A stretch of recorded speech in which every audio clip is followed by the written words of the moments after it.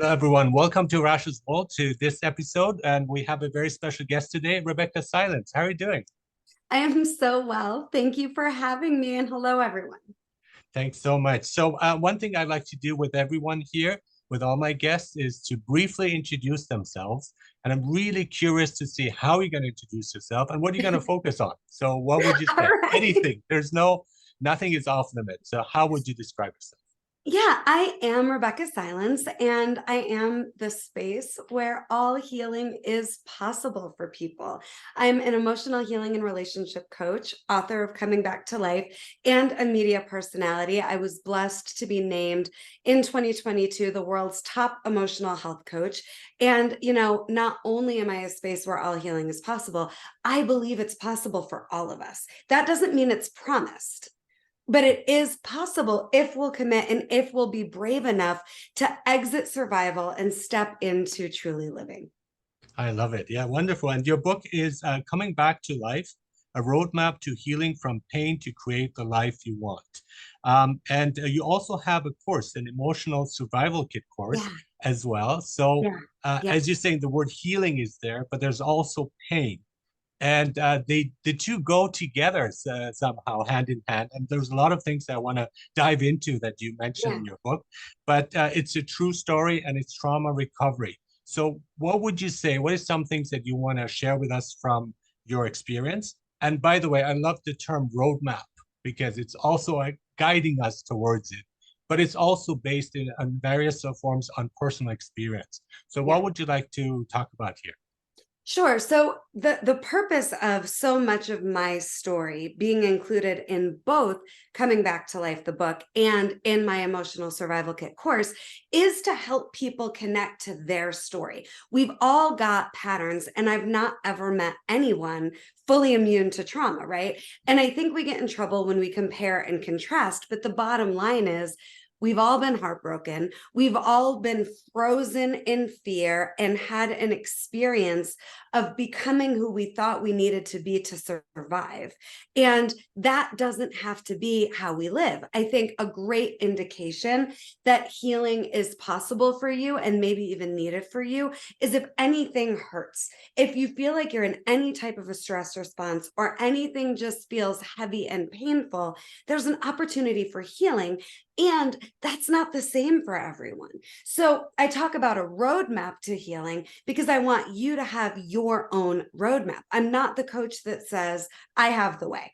I'm the coach that says your inner healer is the hero in your story that you've been waiting for.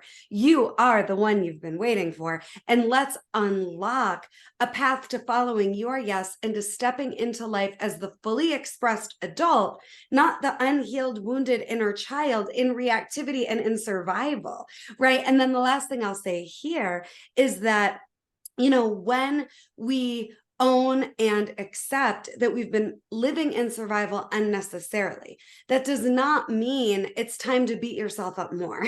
This awareness is not more information to use as ammunition against yourself. It's an opening into so much possibility. And there's not a right or a wrong way to live or a right or a wrong way to heal. And again, healing is possible. It's not promised, but it is inevitable when you'll be brave enough to break up with survival. And then what I do like to normalize is that as we let go of our survival self, our survival personality, it quite literally can feel like you're going to die or even like you are dying. And that's been the case for me when I've addressed past pain and trauma, when I've addressed what isn't working anymore about how I'm living, not about the external. It can feel like, oh my God, I'm going to die. And that's been so true for so many of my clients over the years. And what I can promise you is you're not going to die. You're reborn as long as you're committed to fully living and not to survival in the pain. Yeah, I love it. There's so much I want to talk about too, as you are talking about these experiences. It's wonderful. One thing you mentioned in your book is the struggle is your solution, and that here the suffering and the struggle is also a gateway to your freedom. And I love those quotes because that's exactly it. And I think it's like many people try to either shun suffering. I mean, it's there when you can't avoid it, and they shun anxiety and they try to self-medicate, they try to escape it and so on. And I think that's actually a real opportunity to get stronger, to learn from it, because we have to face it. We cannot escape suffering. Suffering will always find us one way or another. And just again, as you mentioned, it's not here. We shouldn't compare and contrast. I suffer more than you do. And that kind of, it's kind of like, in a way, it's kind of like a childish way of saying like, well, my suffering is worth more than your suffering. We all do. And we all do. And it's really important to accept that and to face it. But that's also an opportunity. And what you're saying here is, I think that's wonderful, because my own experience was I've learned the most when I was suffering. When I was in my comfort zone, Mm, when everything was going fine, there was zero learning, zero growth there. And it's again, the word resilience comes from having overcome or having dealt with suffering. That's why you become resilient and stronger. So again, that's again quite fascinating. So what would you say for people who are trying to avoid that, who are yeah, self-medicating, who are looking, I mean, getting yeah, support is important, but they're trying yeah. to escape the pain and fear and so on. Yeah, yeah, yeah. And we can escape our pain if we will heal. And I think depression, anxiety, and suffering, they're all indications that you've somehow abandoned and betrayed your truth. So let's think about depression and anxiety and suffering not as diagnoses and absolutes that are inevitable that we have to live with, but once you've awoken to the frustration, let's just call it, of anxiety, depression, suffering, even just stress, you have within you the strength and the possibility to live beyond those things. And again, anxiety, it's just an indication that you're rejecting your own truth. Mhm. Depression, it's just an indication that you're depressing your own truth. Suffering is an indication that you're out of alignment with your soul. And I've got two kids. I've actually got three. I'm the proud step parent of my husband's oldest as well. So I have three kids. And, especially as parents, we don't want our children to suffer like we did.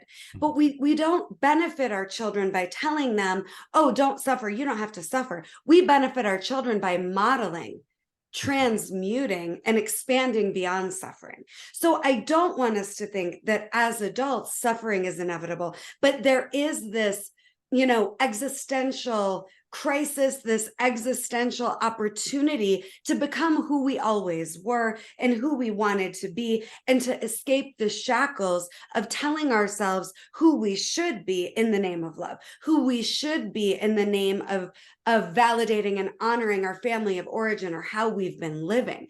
So self-betrayal, abandoning your truth in the name of love, it's actually the opposite of love. But we're not trained, and it's not normalized around the world, especially not in the United States, and I'm sure not in Canada either, to be brave enough to live our truth and to let the chips fall. And my book is about, you are more powerful than anything you've survived until this point. You are more powerful than any circumstance, and you are certainly more powerful than suffering. And instead of facing it, you are absolutely right. We do tend to, and I'm no stranger to this, do anything but face the pain, face the suffering, face the part of us that has chosen a path out of alignment with our soul. And that's what it is. There's so much we don't have control over, but there's so much we do. And so if you're suffering, I am not the positivity coach, and I am not the positivity police. I'm not here to say, be more positive. I'm here to say, screw that. But there is possibility. Yeah. Right? Don't worry about being positive. Let's face it, whatever it is. Because if you don't, for me, it was eating disorders, it was drinking too much, it was selling out so that I had an illusion of being enough and being loved in so many different ways.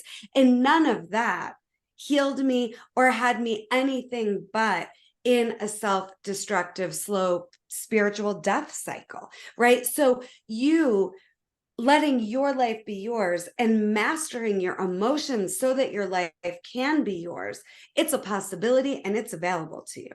Mhm. What's really important is really honesty, being honest and upfront with yourself. And your book is like no holds barred. You talk about everything. It's candid, honest, and that is very important to look at yourself, not how you would like to see yourself, but how you are. But then even that is often limited because then you find there's so much more to yourself that you didn't see because you had, again, limiting views. And just as you were saying about positivity, I completely agree with you.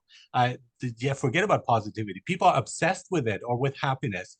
And I think it's just like, just take it slow, one day at a time, and really find things that you enjoy and connect with that and connect with who you are. And so just to give you an example from me, like when there's an obstacle or there's an issue or a problem, I would freak out and I would be scared because deep inside, I thought I would not be able to handle it. And now just through a shift of like understanding and connecting with myself, I'm more curious about it. It's like, okay, that's interesting. Let's see how I'm going to deal with this issue. And that is, I think, what growth is, and not shunning those opportunities for growth and of showing yourself, because each of us is so unique.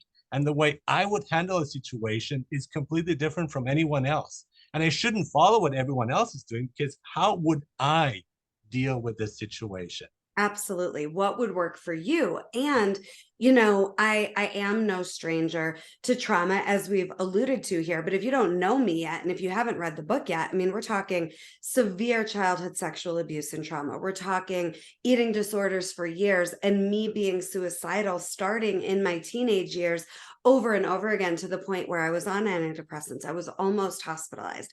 Then my first marriage was a domestic violence marriage. Then I thought I had it all figured out. I had a booming business. I've got degrees as a music therapist, as a counselor, and I have a private life coaching practice. And I thought I had beat my past. And then I'm pregnant with my second child, and I have a 5% chance to live, getting diagnosed with cancer while I'm pregnant with her. And, it isn't about me sharing all this to say, whoa, I want your sympathy. It's me saying, if I can heal, so can you. And if Yeah. my story and my past can give you permission to outwit, outsmart, outlast yours so that you can have freedom, then oh my God, has it all been worth it? And there is possibility, and there's not, again, the right way. There's not what you should do. There's what works for you and what doesn't. And when you're in any type of suffering, you're living in a way that's out of alignment with your soul's truth. And my work is also a roadmap to spiritual wellness, because I got so connected to me. I was able to so clearly see very quickly what wasn't me, to the point where one of the biggest, bravest, I think most life-changing decisions I've ever made was quitting chemo while there was no other treatment available. And I don't advocate for other people with a cancer diagnosis or a difficult diagnosis to quit treatment. I just knew for me, it wasn't right anymore. It was until it wasn't. And we've got to be brave enough to get so connected to our truth that every choice we make, we can stand behind. And it's not all going to work. It's not all going to be perfect, but at least I was taking control over my life and no longer trying to control the external for some illusion of security that it's just never going to be there. Yeah, and I just thinking of the line, "The truth that shall set you free," and that kind of it resonates with me, especially when you're really representing the truth of who you are, and again being completely honest and not being led astray by wishful thinking, by positive thinking as well. I think it's Yeah. like it's tough, it's hard, and often people forget that or they don't want to put in the effort, but it's so worth it. It's so worth it to go through that tunnel to get out to the other side. And I think I would encourage people to not feel stuck or not feel overwhelmed, to get support they need, but also to face those demons that we carry within us. And that's definitely something that's really worked for me, where it kind of being guided by the what you called your internal guidance system, the Yeah. intuition. And Yeah. somehow, and again, I like how you're pointing out this is again individually different. We have to keep that in mind. What might work for me might not work for you, and vice versa. But there is that intuition, and I think that probably told you you were going to be fine. You need to take this path, and once you do, you realize it's for the best. Absolutely. And I love your word, honesty. And you can just start with being honest about what's not working. And if you know what isn't working, you can just take out a journal and write down, all right, here are the things that aren't working. What would be the opposite? Or what do I desire? I think it's so easy to focus on the problem, to focus on the pain, and to focus on what's not working. And that can be overwhelming. And if you find yourself overwhelmed, use that as a metric to launch yourself into an experience of life that feels even just a little bit better. We're not going to solve it all in an instant, but between every exercise at the end of every chapter in Coming Back to Life and every exercise in the workbook that you get when you also buy my course, the Emotional Survival Kit, between these two products, you have everything you need in a matter of hours to set yourself free and to know yourself better than you've ever known yourself before. And I guarantee you'll be so much more clear and so much more grounded and so much more guided, between just one of these products, not just the combination of the two. But what I want to say is you are not destined to suffer. You are destined to experience the best that life has to offer. And when we've been through trauma, I think we stop trusting when it feels good. There's this epidemic of waiting for the other shoe to drop, or even worse, believing we don't deserve the good somehow because of our own flawed humanity. But again, your kids are watching, your communities, your teams, they're watching, and you modeling trailblazing beyond survival and stuck in suffering, and deciding that you're going to live like you're going to live fully for the rest of your life. I beat cancer, not because I quit chemo, but because I decided there was no other option than to live the fullest quality of life experience I could in the time I had left. And so many people are living on autopilot, and myself included for the longest time, where things are just agreeable or nice or they're so-so. And I think life is really a joy. And I like the idea of not just surviving, but thriving and taking a step Yeah. further and enjoying every process, every moment of it. And often we are scared. We are scared of our feelings. We're scared of opening up. We're scared of being vulnerable. We have this concept that we are or have to be perfect at all times. And either one of those things is really doing us much damage because we are not. But that's not a bad thing, because then that means we can strive for it and we can get to something that makes us more satisfied, happier. And perhaps perfection would not make us happy, but we want to take it in a different direction. And I think emotions are really, really important when we talk about also the mindset. Too much focus on just the way of thinking, but it's connected to the emotions, and often it's the underlying motive for those thoughts. So once you get to the core and root issue, which comes from emotion, once you change that, you don't have to worry about changing your mind or habits or behavior. Absolutely. And I think mindset is actually last, but we live in a culture that prioritizes mindset, and mindset and strategy is not enough. I couldn't agree with you more, to change patterns and to change especially pain patterns. So the difference between, let's just talk about the difference between feelings and emotions, because people have them categorized together and they're not the same. The feelings that you have about what's going on externally, you've learned. You weren't born knowing how to be rejected or abandoned or jealous or betrayed, or, whatever it is that you're experiencing, disrespected, misunderstood, cheated, minimized, whatever these feelings are, they were modeled to you and you learned you could experience them, but they're not natural. They're coping mechanisms. The feelings and what we want to feel that will actually heal you are the stuck emotions underneath the feelings about the external. There's a difference between feelings about circumstances and what's going on externally, and the emotions that we are naturally never going to not feel. They are human. They are part of the human experience. And the 5 I teach, I think in Brene Brown's book, Atlas of the Heart, there's over 80 emotions. Like, talk about overwhelming. And I love and respect Brene's work. This is not to disrespect her or her work, but I think part of the problem with the conversation when it comes to emotions is it's so complicated.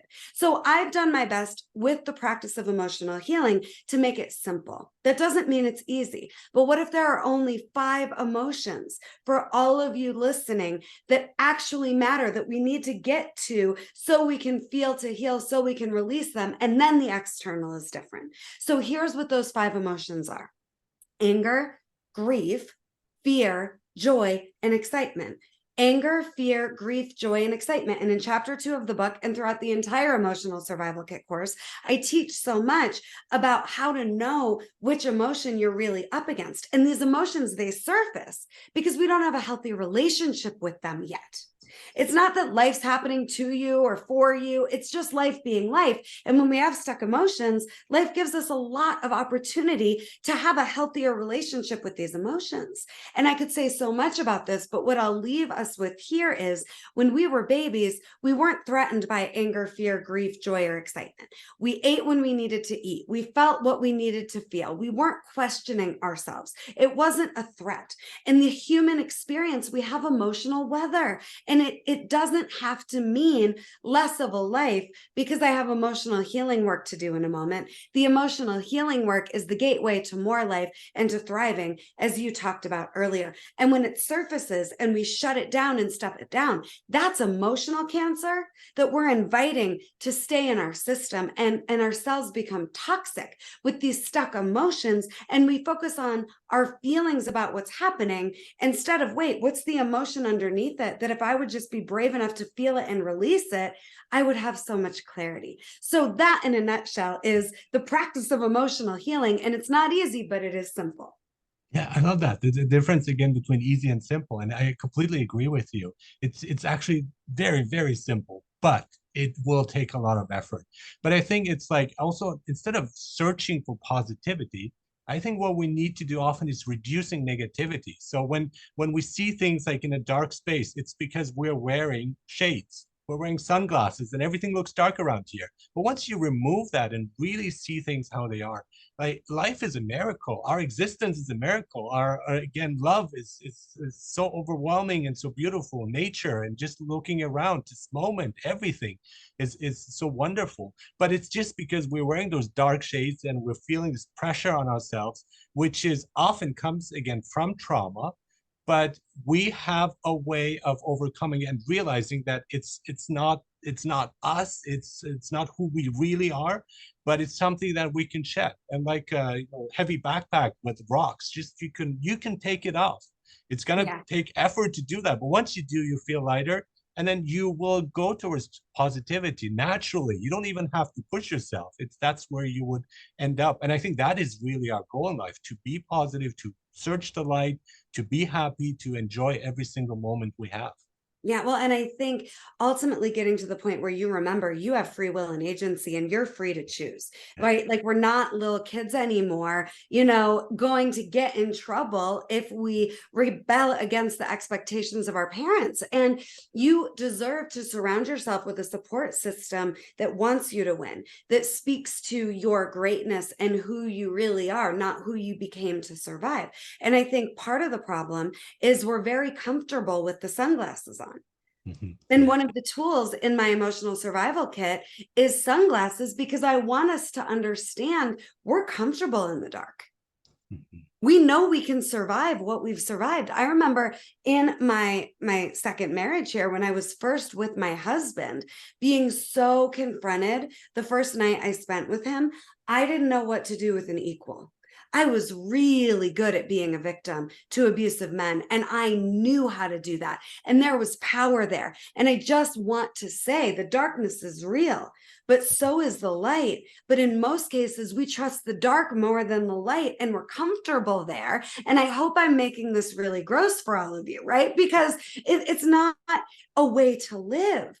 And then the second thing I'd love to speak to here is we don't need to wait for crisis. and then we'll be astonished at the beauty and the miracle of what it means to be alive. But so many people, they don't think it's bad enough yet. They don't think it hurts enough yet. They think too much is at stake. If I risk getting honest, in many cases, my private clients, they're high functioning, they're very successful already, and they're frustrated because they're unfulfilled and they don't want to lose what they've already created.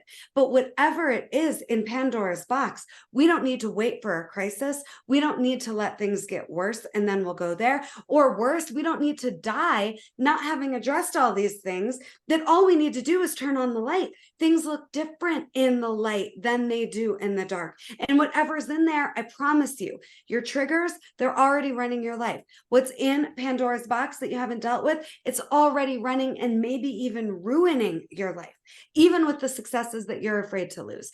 And I love the idea of, let's see what happens. Let's see what's still here when you're brave enough to make your life yours and no longer settle.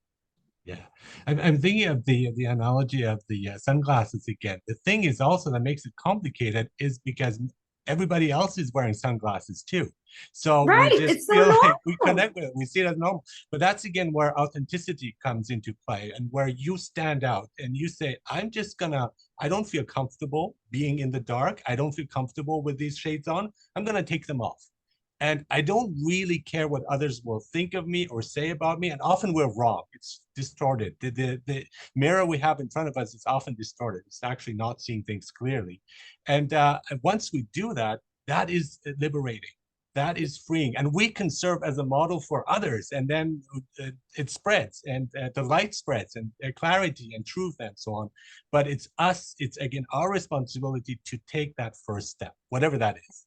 Well, yeah, and it isn't just the sunglasses, right? It's our woundedness glasses, right? That justify our behavior that maybe we're not proud of. And we do live in a world that normalizes, there is trauma, and our trauma story is justified. Bad behavior is justified in our culture because we all understand, how hard life is, growing up, relationships, abuse. But it is so disempowering. And hear this difference, right? Because I've had both types of clients. So I've had the type of client that comes in, I can't have what I want because of my spouse or my boss or my kid or my diagnosis or because of how my bank account looks right now. Hear how disempowering that is.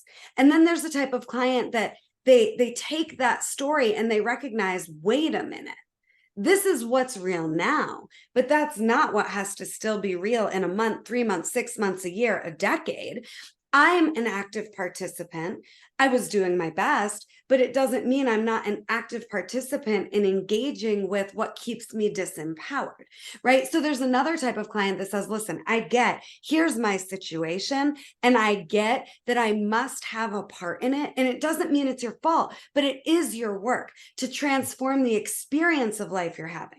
And we don't need to transform the external. It's not about giving bad behavior a free pass. It's not about pretending like the bullshit isn't bullshit. It is. It's bullshit. And we're not going to do you any favors by having you put your energy into trying to change the external. We're going to look at, what are you telling yourself that's keeping you held hostage in this scenario? What are you telling yourself that's keeping you from believing you can have better or more? I work with you on you tapping into what you do have control over and how powerful you are, so that you can interrupt the patterns you've been finding yourself in without being in what my coach would describe as a seek and do not find game with yourself, trying to change things that you have no business and no control over changing anyway.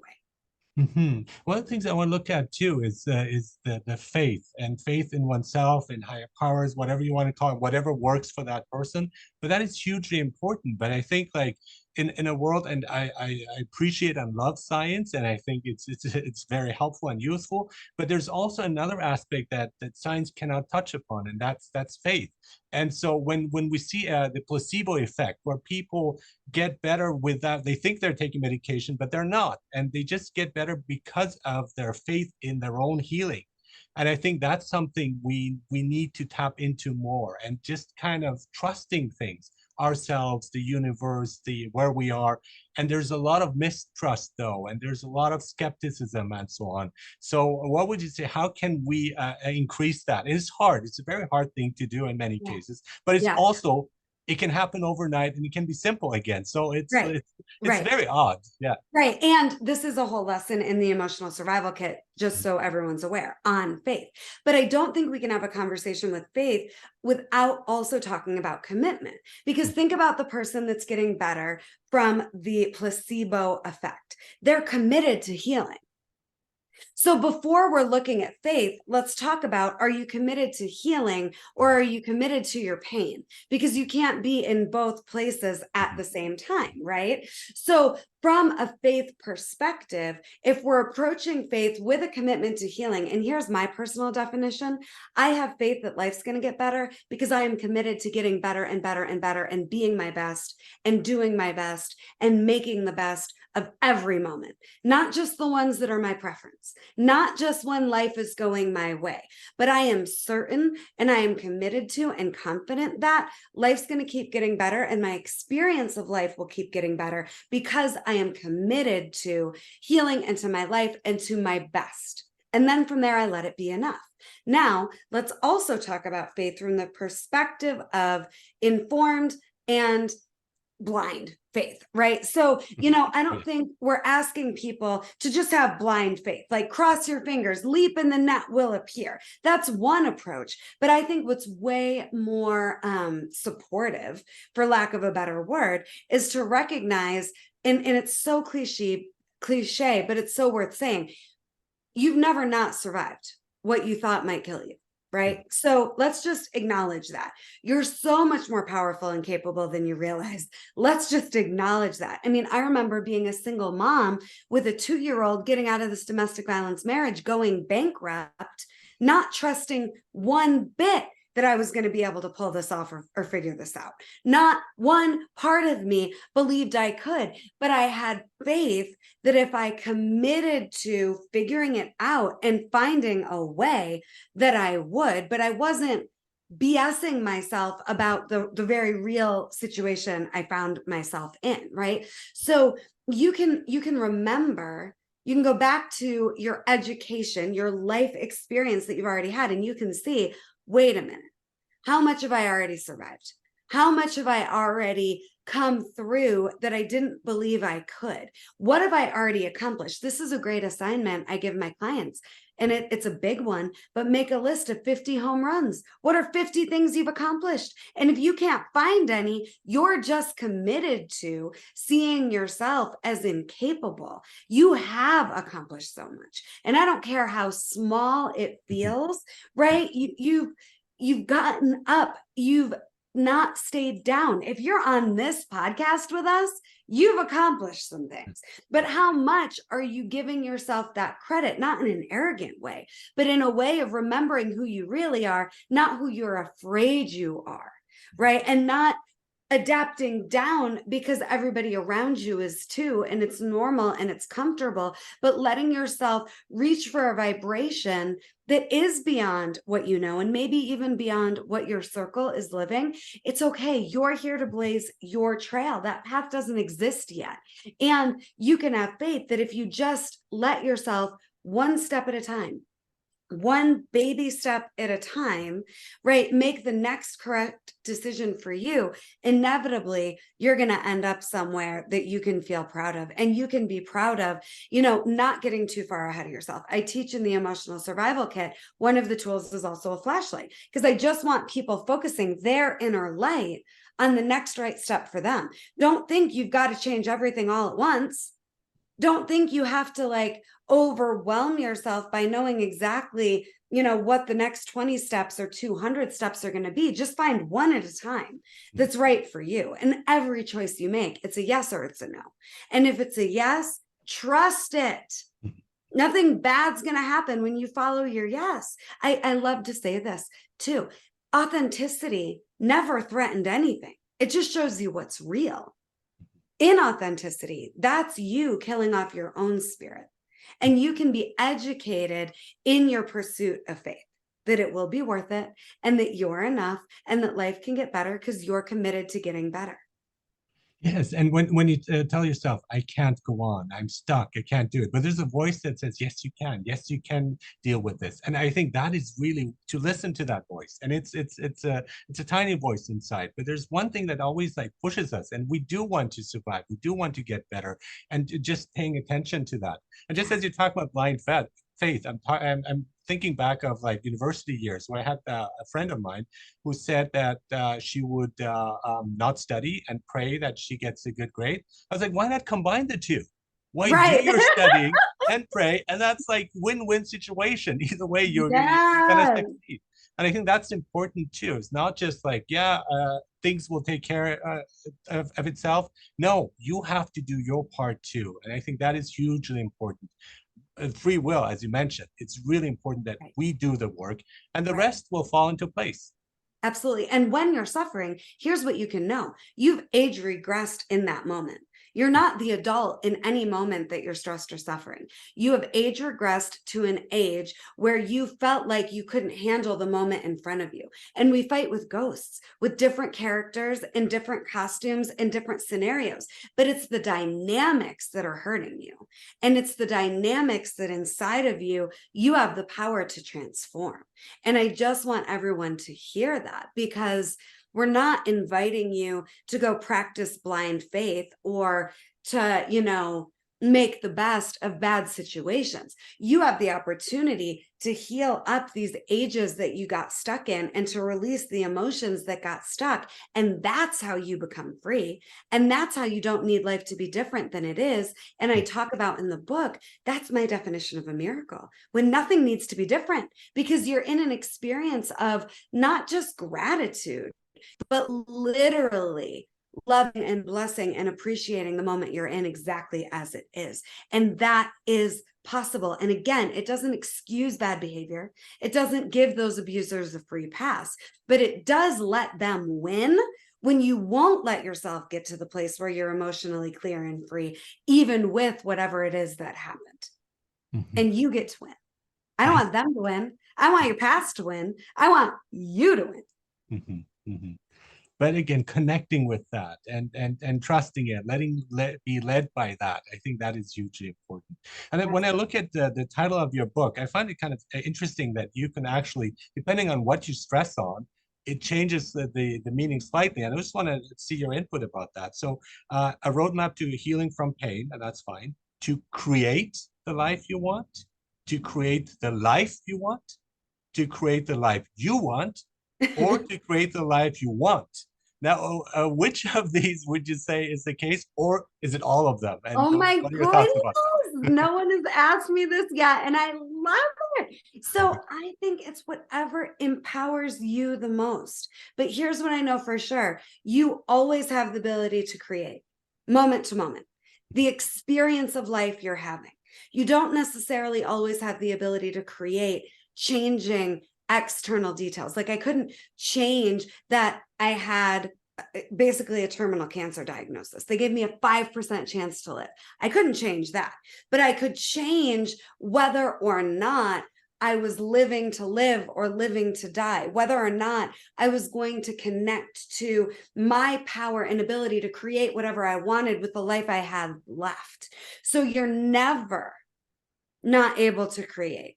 And you're never not still alive as long as you're still breathing. And if your best in a moment is just going back to your breath and focusing on, I still have life, I'm still here, I salute you, I celebrate you. If your best in a day is going and volunteering and serving humanity, great. If it's living your purpose, great. But whatever it is, you're creating the life you want breath by breath, moment to moment. And your ability to do that is never going to be threatened. And you don't have to let circumstance have you believe that right now your life doesn't get to be yours, that right now you need to be put on hold in your own life or held hostage in your own life. It's just never the case.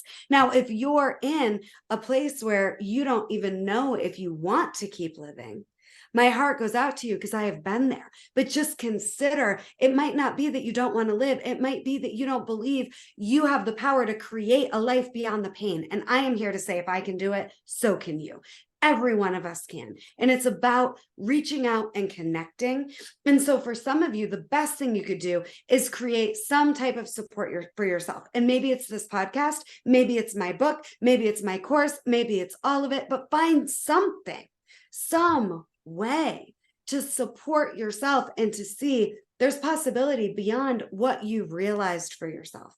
And you're more powerful than any moment. So, this title is about, instead of just creating an experience that the pain is inevitable or has to mean less of a life, you can create what you want for yourself in that moment. Get intentional and get committed to being the person that creates the experience of life you want to have. And say out loud, I have no use for this stress. I have no use for this stuck. I have no use for forgetting that I have the power to create my life my way right now, always. I love it. What a wonderful discussion, right? So the book is, again, Coming Back to Life, a roadmap to healing from pain to create the life you want, or again, any other intonation that you prefer. But the Emotional Survival Kit course sounds also fascinating. And thank you so much, Rebeccah Sons, for being here in Rasha's World. Again, I want to remind everyone, you're a coach in emotional healing and relationships, and again, author and course creator, and many, many things more. Yeah, well, and Arash, I can't thank you enough for having me. If you're interested in even my free masterclass, the Trigger Trauma and Release Method, go to RebeccahSilence.com. You can also access the book there. You can also access the Emotional Survival Kit there. But RebeccahSilence.com is a wealth of resources at every price point for you. And we would love to continue the relationship with you, everyone watching, and join us on this Healing is Possible journey. Because while it isn't promised, it is possible, not just in general, but for you. It's possible for you. Exactly. Exactly. Thank you so much, Rebeccah. Thank you.